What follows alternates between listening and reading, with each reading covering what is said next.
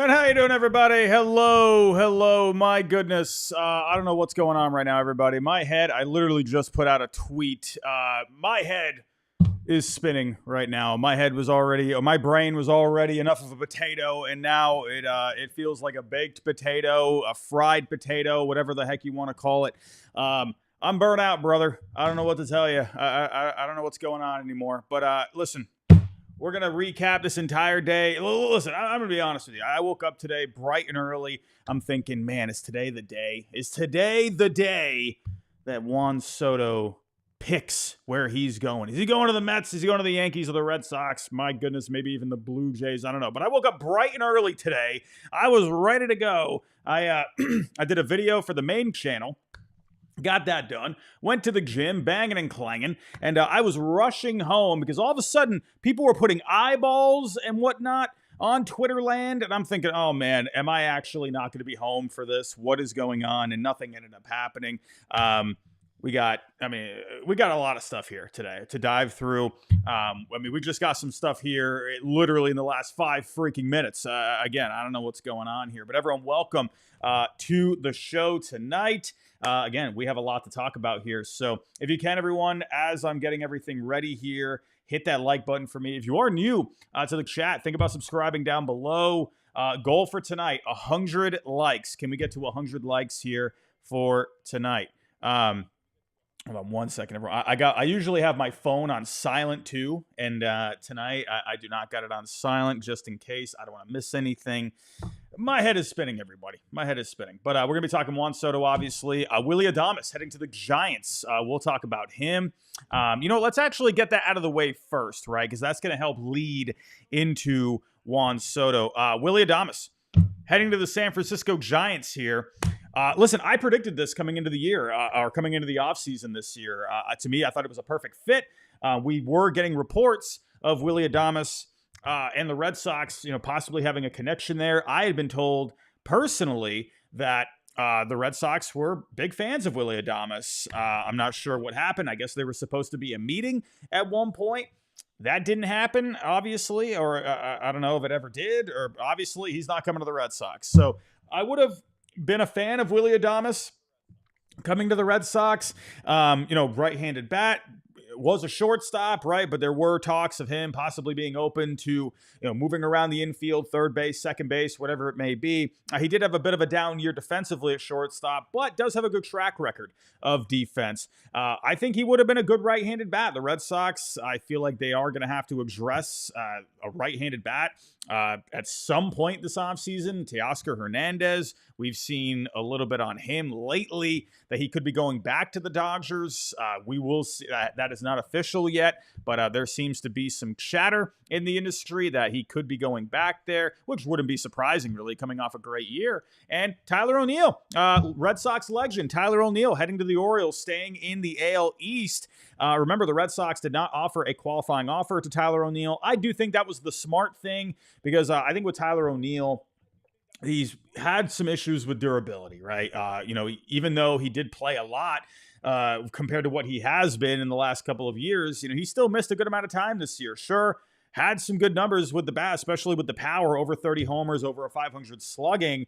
But Tyler O'Neill, to me, was probably the last option if he was still on the board. And if you had offered the qualifying offer for him, probably a good chance he takes it. $21 million versus an AAV of around $16.5 million, if I calculated that correctly. I think there was a good chance he would have accepted it. So I think in the end, it was a good idea not to offer it, because if you brought him back, I think, to me, I would have rather have gone with someone that's more durable that you can put out there. We will see what ends up happening here. Someone named Wally just liked a tweet. I'm thinking, did Wally the Green Monster actually just like something I posted? It was not the right Wally. But for the Red Sox, Willy off the board. To me, Willy I think, if you do end up somehow shocking the world and bringing in Juan Soto here, I think there's a good chance, right? If he was still on the board, they probably wouldn't have looked at him. But if Soto ends up going elsewhere, to the Mets, back to the Yankees, I think Adames could have been a good plan B option, right? Bring in a good right-handed bat there, and you could put him right there in the middle of the order, and I think he would have been pretty valuable for the Red Sox infield if you were to put him at third base. Would be an improvement defensively there, would be insurance for Trevor Story, could also play second in a pinch if you needed him to. So in the end, hey, it is what it is. He's off the board. So there goes plan B. And Tyler O'Neill, in my opinion, was probably like a plan C or D, really, to bring him back. So he's off the board now. Now, if you're looking at some other guys out there, obviously Soto, we'll get to him in a second. Could you still possibly turn to someone like Alex Bregman if you did want to make an upgrade at third base? There have been some connections with the Red Sox and Alex Bregman this offseason so far. Listen, if Teoscar doesn't go back to the Dodgers, hey, I've been on record saying, hey, he would be a great fit. I'll be honest. Listen, I'm not the biggest fan of Anthony Santander because I don't like the plate discipline very much. Sure, I like the power. But if I'm bringing in a lefty bat, it's Juan Soto. I'm not settling on, Santander. I don't want to say settling for him. That sounds unfair because the guy hit over 40 home runs. But I just don't like the plate discipline. I'm worried about the numbers with him moving forward over the next few years.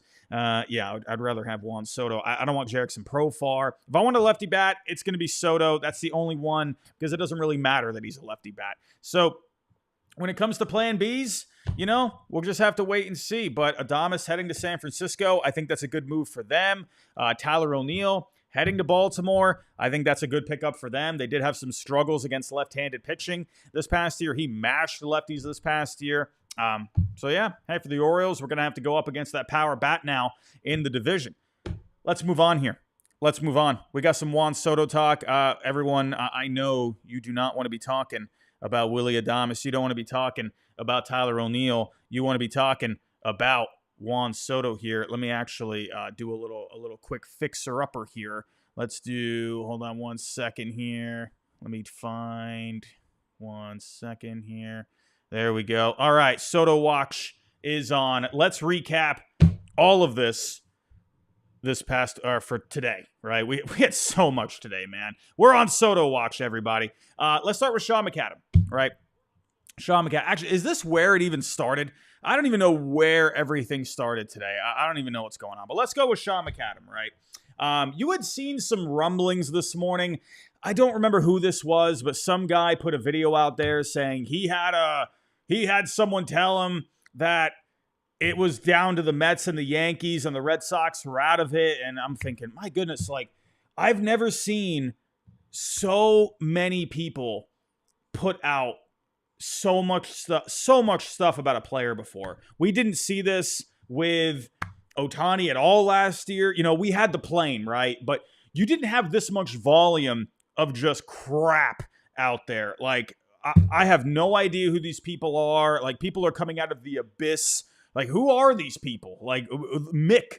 Who is Mick? Who the heck is Mick? He came out of nowhere.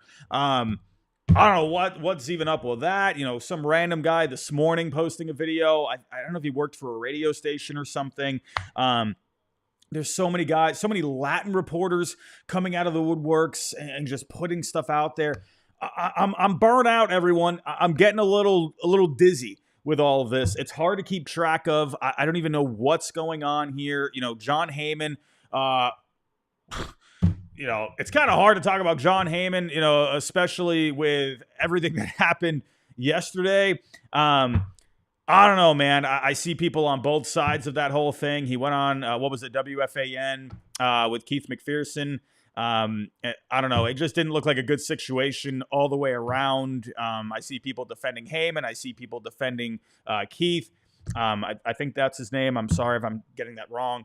But it just looked like a bad situation all the way around. I think the whole thing was just handled. I don't think Keith, should have been poking a little bit with certain questions. Heyman, I could also emphasize with Heyman a little bit, sure, say what you want about Heyman and all the stuff he's tweeted over the years, the arson judge thing, putting stuff, trying to be first with things, say what you will. But at the end of the day, he has gotten stuff right. But this is a big one here. This is one of the bigger stories of, I would say at least going back how many years now. You had Ohtani last year, of course, but it's a grind out there for these guys, trying to pick up anything. And I know that there is the talking point where he's the He's the talking head for Scott Boras. Seems like he's always just putting leverage out there. Every time you see Heyman post, is this leverage? What is this? I don't know. There's just so much stuff, but I could also understand too, this guy's had to hear the arson judge thing for, the last couple of years now. It's nonstop brought up, and he's probably obviously stressed out with all of this. I don't know what's going on there, but I think he just he just lost it. He just got frustrated, man. People lose their cool. I don't know. Those are my thoughts on that. But John Heyman, why am I bringing up that? Well, John Heyman did just post this not too long ago. What was this, about 30 minutes ago now? He says the Yankees and the Mets have upped their bids to over $700 million. It's so weird seeing the Yankee thing because I feel like we keep seeing all of these reports about the Yankees. Just, I don't know, like you see a lot of pessimistic things out there about the Yankees, right? Randy Miller, saying that they don't want to go above 550. Well, this completely contradicts that. So I don't know what happened with that. You've seen some other random people say the Yankees, they're probably out of it. I've seen over the last couple of days, it's probably going to be Mets, Red Sox. And then all of a sudden you got this. So it's like, is this leverage? Like, what is this? It's so contradictory to what we've been seeing. I'm not surprised if the Yankees are indeed in this range. I'm not surprised about it, right? Because obviously Juan Soto is amazing, and you just got to a World Series with Juan Soto, right? Even Tristan Casas, mentioned this. He was talking with Tom Caron. He was saying, right, how Juan Soto is just a game changer, right? Mentioned how, they picked up Soto this past year and helped bring them to the World Series, right? It's just a lot right now. So I don't know.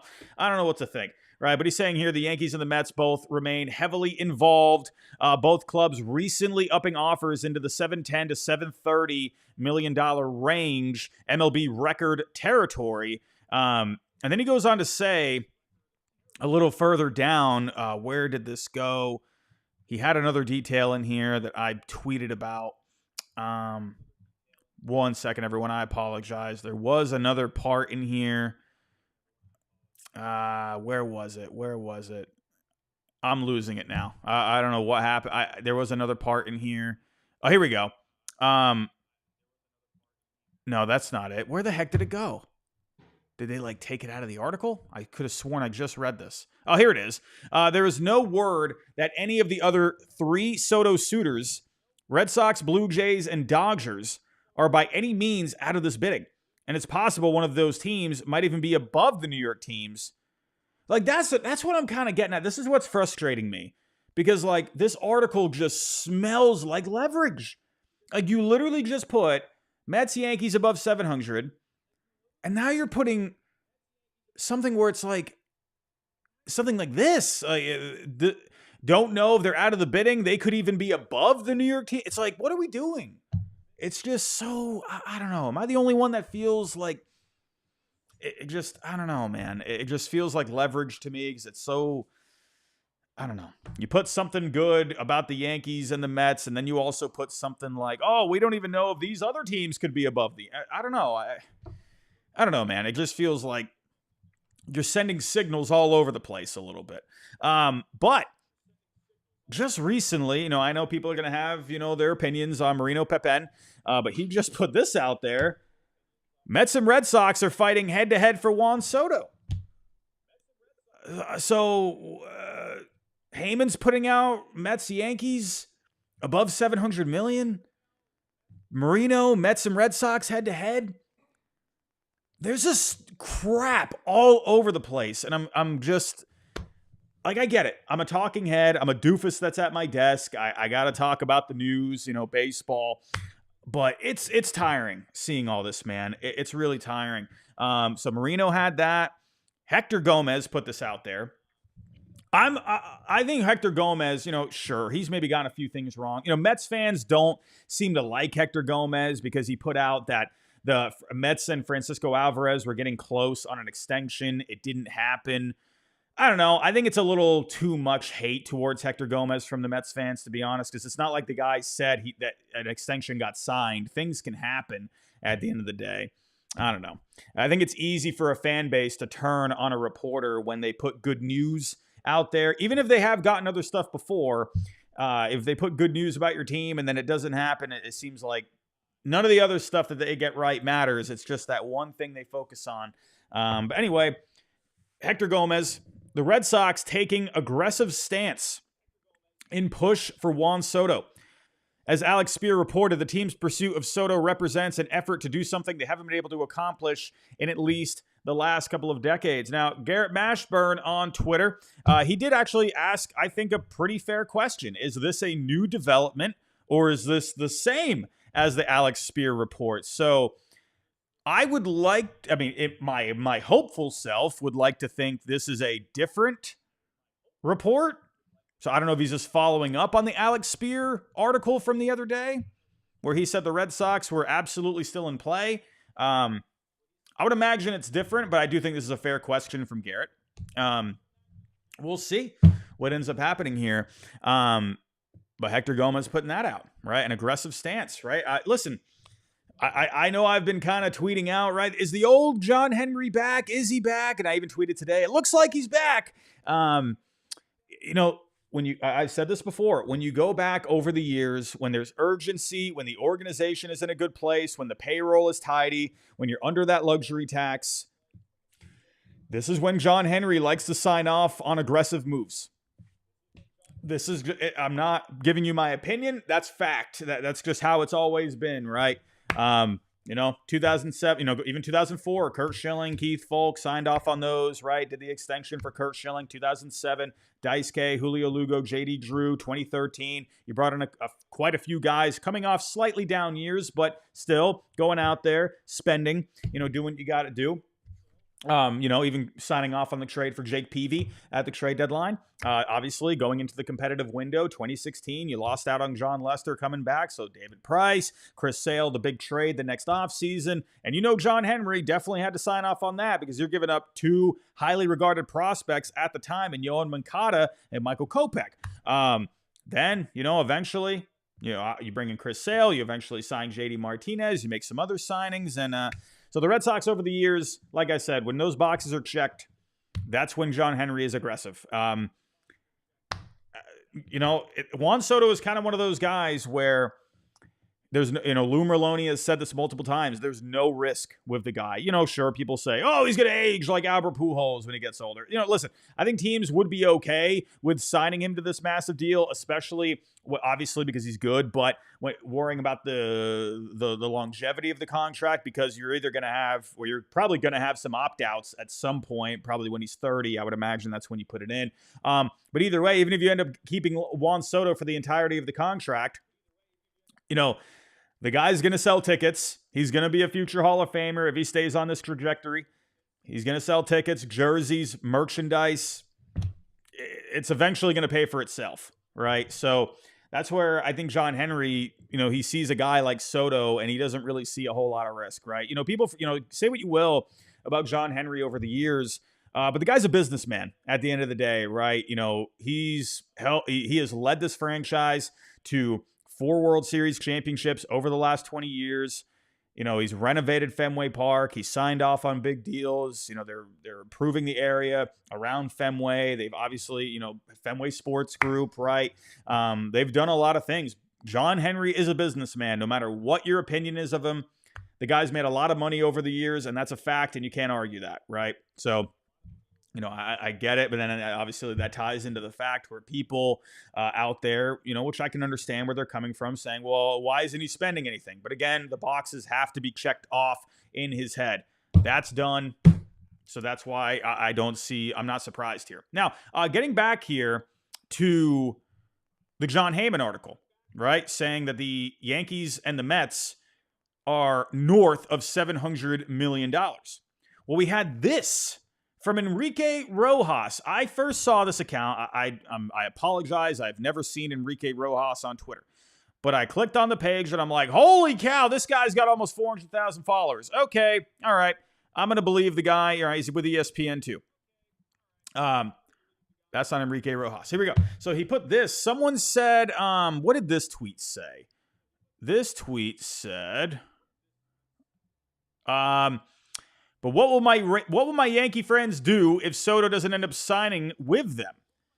Well, then he came back and said, Yankees are neither a 1 nor a 2 favorite to sign Soto. So I don't know what's going on. All right, I've seen so many contradictions here over the last few hours. I'm going to explode. Like it's again. If Boris is behind all of this, that guy's a madman. That guy's a madman.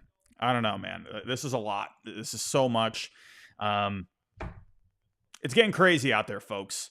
It's getting crazy. But listen, it's kind of beating a dead horse at this point. We're just waiting for an answer. At the end of the day, I feel like we've said as much as we can. We've talked as much as we can. Mets fans, they're going to be biased towards Juan Soto coming to the Mets. They're going to come up with all these reasons. Same with Yankee fans for him to come back to the Yankees. Red Sox fans, we have our reasons too. At the end of the day, and this is me, where I've talked Major League Baseball here for, 4.5 years now? I go as much down the middle as possible. I would say the same thing if this was the Royals, the Padres, whatever it may be. I do think the Red Sox, when you check off boxes, I think they are the best fit overall. When you look at the organization health-wise, right? When you're looking at how the farm system is doing, you got young, cost-controlled talent at the major league level. I think right now the Red Sox are in a better place organizationally than both the Mets and the Yankees. You can argue that if you want, but when you're looking at young, cost-controlled talent and the talent that you have, I think the Red Sox are ahead of the game. Now, sure, the Yankees, right? Yeah, they got Aaron Judge, obviously. Right? The guy's an absolute freak, and he's a superstar. Red Sox, I would say the Yankees have the advantage there. The Mets, obviously, Francisco Lindor. But if I'm looking at the future of the organization, the Mets, they have definitely improved their farm system, right? They've done a great job. I have no complaints about the Mets. I think they're a great home too. But I think in the end, the Red Sox, they are set up, I think, a bit better than the Mets for the future because you have multiple top 10 prospects, not top 100 prospects. You've added depth to this farm system. There seems to be a direction now. They seem to be on track with where they were trying to get. And the Mets, them too, they've gotten themselves in order, right? Bringing in David Stearns. They've improved the farm system. But I would say the Red Sox have a bit of a leg up. I don't know, man. That's just me. And also, I've been seeing this argument out there as well. I've been seeing this when it comes to the tax situation. I wonder if this actually comes into play a little bit. Even if Juan Soto ends up getting or going to getting a whatever it is, like a $730 million deal, I've been seeing a lot of people say, I think Garrett actually, where is that tweet? I think Garrett put it on. Where did he put this? Garrett, I don't know if you're watching him right now, but my friend, I'm going on your thing. But you put a great outline of here it is. Right, he put a really nice outline here. Garrett, great job on this. Where he said, overall, I'll just get to the overall thing. A $700 million New York City contract might be equivalent to $620 to $670 million in Boston in terms of real purchasing power and after-tax income. I do wonder if that comes into play a little bit. I don't know. You see a lot of people say, well, it's going to be about the final number. Sure, I think you're going to have to, I think you could argue you could have a little bit of both, right? I think Boris, the guy has an ego for days, right? He comes up with his own freaking riddles about his free agents. I think he would like to beat the Ohtani contract. But I think the Red Sox, I think there is a possibility because of how the organization is right now, set up very well with a lot of prospects and young talent at the major league level, along with Rafael Devers, who is under control for a while and in his prime and can protect Juan Soto. And another thing, too, I think this is something that's being left out a little bit. The number 2 spot in the order, right? Rafi's been batting second. Well, you see over the years now, we've seen a lot of the best hitters in the game go into the number 2 spot because they get more at-bats. I think with Rafi, a guy that's been kind of wearing down a little bit in the second half over the last couple of years, I actually think it would be really good for Rafi to go to the 3 spot. That happened with Aaron Judge, right? They moved Judge because, this was a guy that was getting hurt a lot. They moved him to the 3rd spot behind Juan Soto there. So I think for Rafi, that could end up being a good move, right? To kind of take a little wear and tear off of him a little bit, right? And we'll see what happens with him defensively. So I also wanted to point that out. I haven't seen many people mention that, but I think that would be good, right? So you have Rafi there. There's a lot of good things going, right? Another thing too, Alex Cora. Alex Cora is one of the most highly regarded managers in the game. And, I know I'm probably sounding like I'm so biased, right? Draftnik Robbie. But I'm really just, I'm not trying to get, I'm trying to, yes, yeah, of course, opinions, subjectiveness, right? But at the end of the day, I feel like I'm speaking facts at the end of the day. Like, yes, there's opinion in there, but really when you look at everything, there's so many good things that are going for the Red Sox. I think they are a better destination for Juan Soto. Again, I would say the same thing if it was the Royals Padres. I'm just looking at it from an entire perspective. That's just how I'm looking at it. I don't know, man. We'll see. And I would imagine Juan Soto would see that. Again, not trying to be biased, but it's like kind of there. The only argument, no one else has put out any good arguments minus the fact of, will the Red Sox spend the money? That's the only thing you see people say. No way he's going to the Red Sox. No way John Henry's going to spend that money. That guy's he's not a serious owner anymore. That's the only argument. If he does that, I think they have a great shot because there's no other argument, right? I don't know, man. I don't know. I'll also say this too. For the Mets, I don't know, maybe I'll get myself in trouble a little bit saying this, but I feel like if you're the Mets, how do I say this without trying to sound like insulting or anything? Because I really do respect what the Mets have done. You see, Steve Cohen, we'll give $50 million more than the next team. Well, why? Why do you have to give $50 million more? Shouldn't you just be a destination where he would want to go? I get it. Money talks. Yes, of course. But I feel like almost in a way you shouldn't have to do that. Yes, it's nice to throw money around, but I don't know. I feel like I would want to sell the organization, right? This is a great spot for you, right? Yes, we will give you the money, but I feel like people talk more about that than the actual Mets situation itself. That's what I think the focus should be on. Yes, we can give you money, right? Obviously, money is very nice, right? Getting an extra, $50 million bucks, that sounds pretty dandy if you ask me. But again, I don't know. I feel like there's not much discussion on the Mets organization. Where's that talk? I haven't seen much of it. All I see really is the money aspect. Again, money talks. It does. I'm not trying to take a jab at the Mets. It's more kind of getting back to my point where the Red Sox, I think, they just have better selling points outside of the money. If they can up the money enough to where it makes Boris happy, it strokes his ego a little bit, and Soto ends up making more money after taxes, then am I missing anything? I don't know.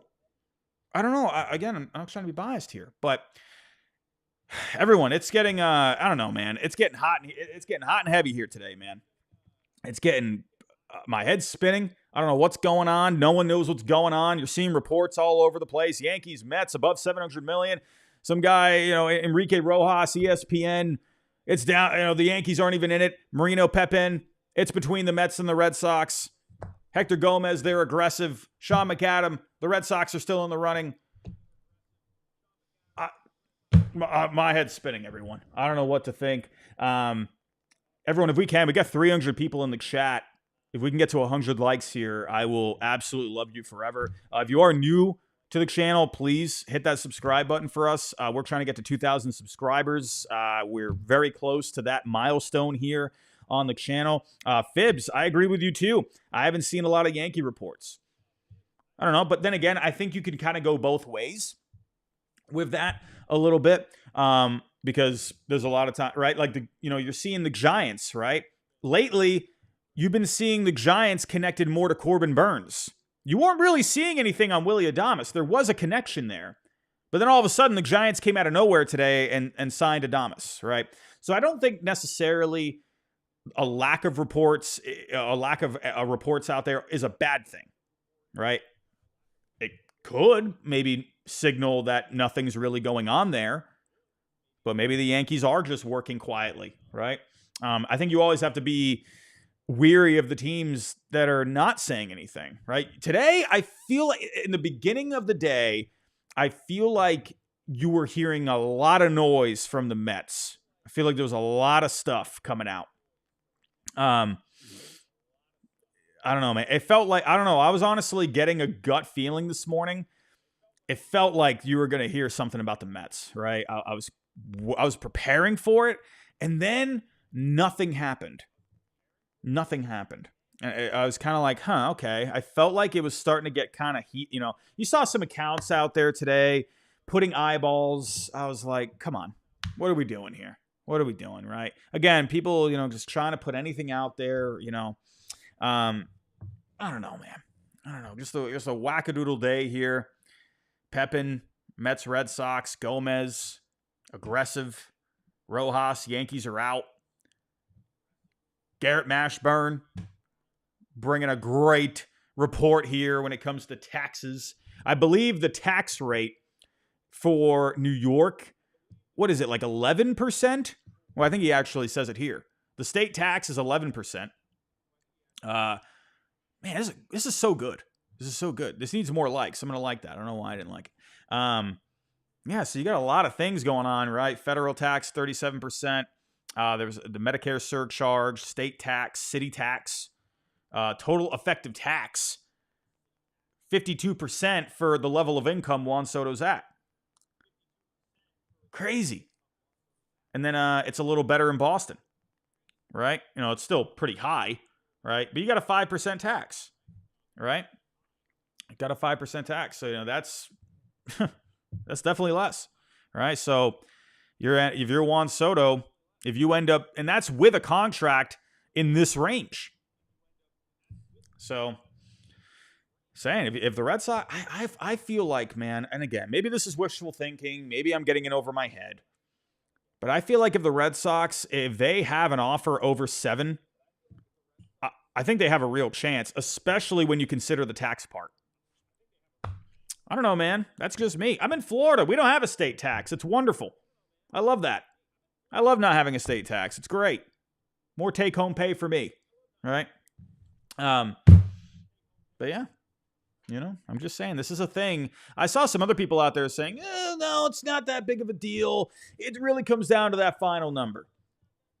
I forget who it was that put it out there saying, no, that's not dealing in realism or not dealing in reality. If you're just looking at the taxes, that's not reality. That's kind of reality, Am I wrong? I think that's reality, right? Taxes are a real thing that you have to deal with. I would rather have more take-home money. I don't know. It's just me. But everyone, I think I'm going to wrap it up there. There's not really much else to say. There's not really too much else to dig into. I felt like I've digged into all of it here tonight. Again, this was when I was starting to get kind of down on the possible chances. You were hearing a lot of the Mets noise. It was nice to see Sean McAdam put this out there today. It gave me some hope, right? And he also said probably unlikely a decision comes today. We were seeing reports that we could, hear about this the day before the winter meetings. I say buckle up for tomorrow, everyone. If you got plans tomorrow, well, I would, I don't know. I would make sure you have a way to keep checking on your phone. I don't know what you got. I feel like something could happen tomorrow. Willy Adames came out of nowhere today. That was another thing too. That's another thing I'll touch on real quick. I did not expect Willy Adames to sign before Juan Soto. I think I mentioned this in the video I did on Willy Adames on my main channel. Could this be signaling that maybe Soto has an idea of what he's doing, right? Because Because I thought Adames was going to be a guy that teams turn to. Well, if Adames went with the Giants, could it already be? Right, because, Adames was being talked about as a possible plan B. I believe, who was it? Mike Deportes, Mike Rodriguez on Twitter. He had said, a few weeks ago that the Mets had already offered Willy Adames a contract. So I don't know what that was, but whatever, you could make the argument, right, for the Mets. The Red Sox too. Yeah. So I don't know. I mean, could this signal that a potential plan B player with Willy Adames could be a sign that maybe the industry knows maybe where, Soto is going to go? It's possible. Or at least they know enough that maybe the Yankees, again, that's another weird part of it, though, because the Yankees, they were looking at Adames. So, I don't know. If he went to the Giants, I mean, it's kind of hard to wrap my head around, right? Because if he went to the Giants, well, I don't know, maybe the Yankees were talking about a number. Maybe they felt like they weren't going to get to that number with him, because obviously they're still trying to get Soto back. But because I'm thinking too, if they didn't like their chances for Soto, well, then you could have just pivoted to Willy Adames. So, well, now that Adames is gone, I don't know, So does that mean the Yankees are, okay with him going elsewhere, right? And obviously, well, they got to be okay with it now. But does that mean, right, that they're dead set on Soto at this point? I don't know, man. I don't know. There's a lot of things going on right now. Try and keep your heads on straight. I feel like we're only going to get a bit more crazy as we get closer to the finish line. But everyone, I'm going to wrap it up there. I'm going to end that there. Those are my thoughts. I feel like I'm starting to ramble at this point. But everyone, go have yourself a good rest of your night. I will probably be here at some point tomorrow. If anything does happen, I'm probably going to go on my main channel first. And then once that's done, then I'll be over here at some point. But everyone, go have yourself a good rest of your night. Everyone, if you can, there's 300 people in the chat. Help us get to 100 likes on the way out. Subscribe if you are new. We're trying to get to 2K subscribers. Have yourself a great night, everyone. And I'll talk to you next time.